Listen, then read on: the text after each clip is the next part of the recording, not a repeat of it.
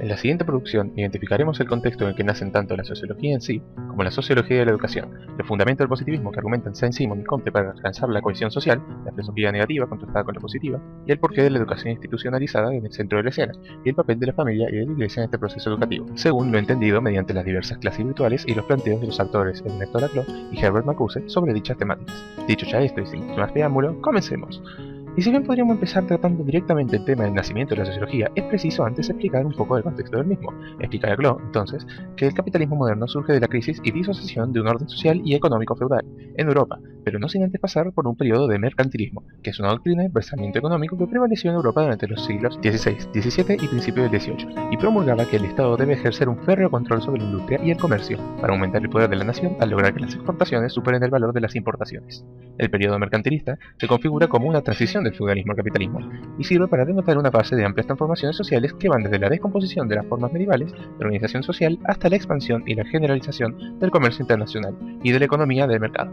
Esta transición concluye entre el final del siglo XVII y principios del XVIII, debido a la Revolución Industrial, la Revolución Francesa y la Revolución Ideológica o Ilustración. Tomemos unos minutos entonces para describir estos procesos y así poder entender su relevancia.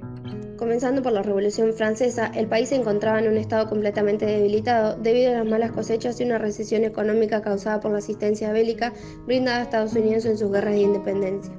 En esta situación, la burguesía, comerciantes y artesanos disfrutaba de su poder económico, pero no tenían acceso al poder político ni el reconocimiento social que ellos reclamaban, pues estos se encontraban en manos de las clases privilegiadas, los nobles. Entonces se pusieron manos a la obra y los ejecutaron a todos en la guillotina, y entre otras cosas se realizó la Declaración de los Derechos del Hombre y del Ciudadano.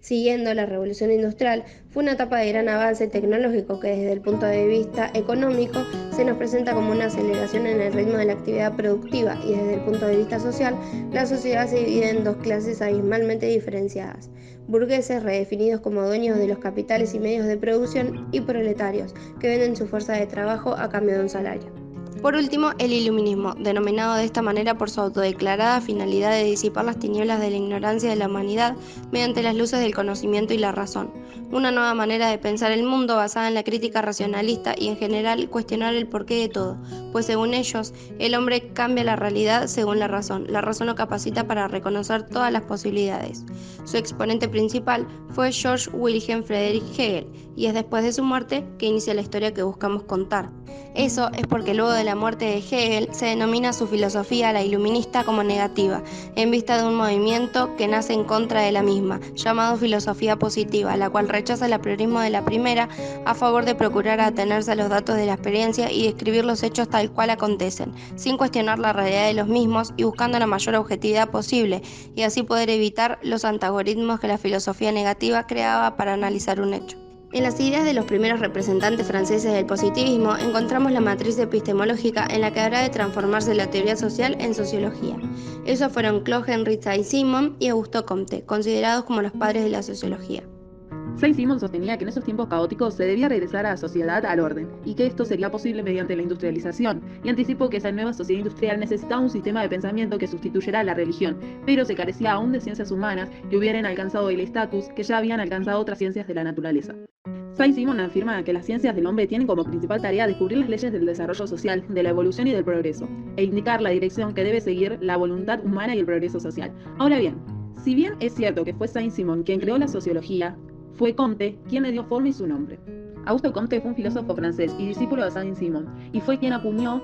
y utilizó por primera vez el término positivista como tal, considerándose como padre del positivismo. Comte deja establecida la necesidad de una ciencia positiva que rechaza todo concepto no experimentado y observado, que se dedique al estudio de la sociedad y que tomó el nombre de sociología, en la cual implementa el método de las ciencias naturales. Él explica además que se debía incluir en las escuelas al positivismo, pues estas aún se encontraban usando el sistema arcaico para el aprendizaje. Para él, la evolución de la sociedad había atravesado 3 estadios de desarrollo: